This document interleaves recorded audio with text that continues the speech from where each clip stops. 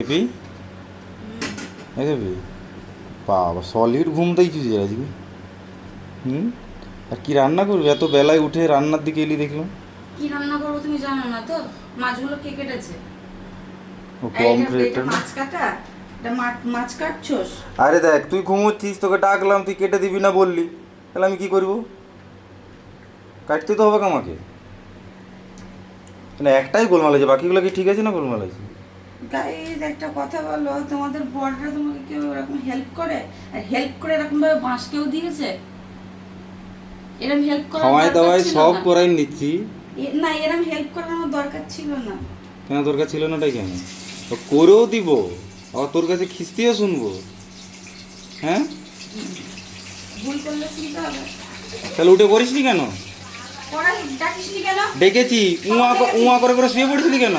এখন কটা বাজছে তুই আমাকে বল? আর বেলা 2টো বাজছে, সব করে দিয়েছি, খালি মাছটাই বাকি রয়ে গেছে। যদি ওটাও জানতাম না করে দিতাম তখন আমি। বাবা, উদ্ধার করে দিতে, হুম, উদ্ধার করে দিতে। শোন, এখনও রাঁধি বলে না খাইতে পাস, আর খাইতেও পাবি না, ঠিক আছে? ধন্য আপনি, প্রণাম কর পায়ে এসে। ধন্য।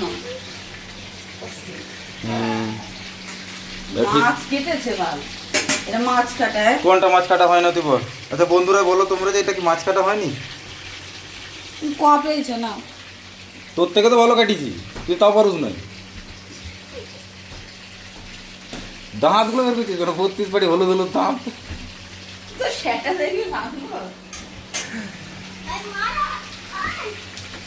চল নে আস্তে আস্তে রান্নাটা কর, আমি একটু শুই। এখন সারা রাত রেসিপি দেখি, আমি তো ভেজে চলে যাবো। তুই আমি সারা রাত ঘুমোই না, আমাকে তো শুতে তো দে ভাই। ভিডিওটা বানানোর জন্য এসছি, আর কি চিত্র শো যে কি ভাবিস, কি ভাবিস তুই আমাকে? ঠিক আছে, রেসিপিটা দেখ, দেখে ভালো করে। আমার মতো কপাল যেন গাইস তোমাদের কোনো, আমার কোনো বন্ধুদের যেন না হয়, বান্ধবীদের হোক,